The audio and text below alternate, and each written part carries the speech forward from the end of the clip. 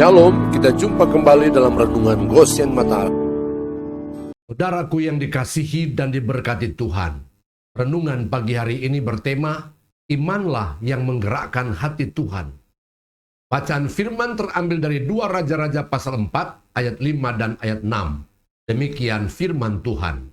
Pergilah perempuan itu daripadanya, ditutupnyalah pintu sesudah ia dan anak-anaknya masuk. Dan anak-anaknya mendekatkan bejana-bejana kepadanya. Sedang ia terus menuang. Ketika bejana-bejana itu sudah penuh, berkatalah perempuan itu kepada anaknya, "Dekatkanlah kepadaku sebuah bejana lagi." Tetapi jawabnya kepada ibunya, "Tidak ada lagi bejana." Lalu berhentilah minyak itu mengalir. Pembahasan kita tentang kisah seorang perempuan yang ditinggal mati suaminya, yang adalah seorang nabi Tuhan, masih belum selesai. Saat yang pastinya ia sedang dalam keadaan sedih dan berduka, tiba-tiba dikejutkan dengan datangnya penagih hutang untuk mengambil kedua anaknya untuk dijadikan budak sebagai ganti atau tebusan hutang mereka yang tidak terbayarkan sampai suaminya meninggal.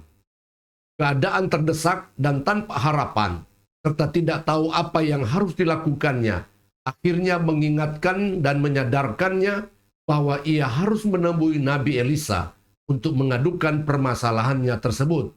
Kita sudah membahasnya bahwa pertemuannya dengan Nabi Elisa adalah bukan semata-mata pertemuan dengan seorang manusia, tetapi merupakan perjumpaannya secara pribadi dengan Tuhan yang Maha Kuasa. Perjumpaan pribadi dengan Tuhan melalui Nabi Elisa membuat iman perempuan janda ini pun muncul dan tumbuh. Perintah Nabi Elisa untuk mengumpulkan bejana kosong sebanyak-banyaknya dari segala tetangganya, kemudian masuk kamar bersama anak-anaknya dan mengunci pintu, lalu kemudian mengisi bejana-bejana kosong satu demi satu, tidak akan pernah dilakukannya apabila ia tidak percaya atau tidak punya iman. Hal yang sama telah dilakukan oleh Nabi Nuh maupun Abraham.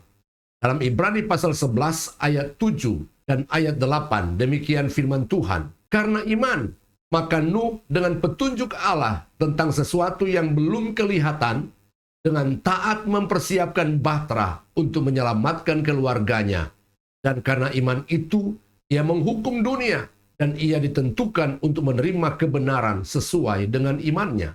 Karena iman, Abraham taat ketika ia dipanggil untuk berangkat ke negeri yang akan diterimanya menjadi milik pusakanya.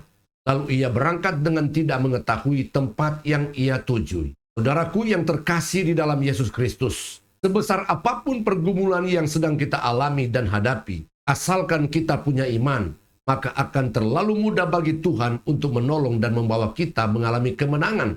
Sebaliknya, sekecil apapun permasalahan yang kita alami dan hadapi, tetapi kita tidak punya iman, maka akan sangat sulit bagi Tuhan untuk menolong dan membawa kita mengalami kelepasan dan kemenangan. Imanlah yang akan menggerakkan hati Tuhan untuk menolong dan memerdekakan kita. Amin. Tuhan Yesus memberkati.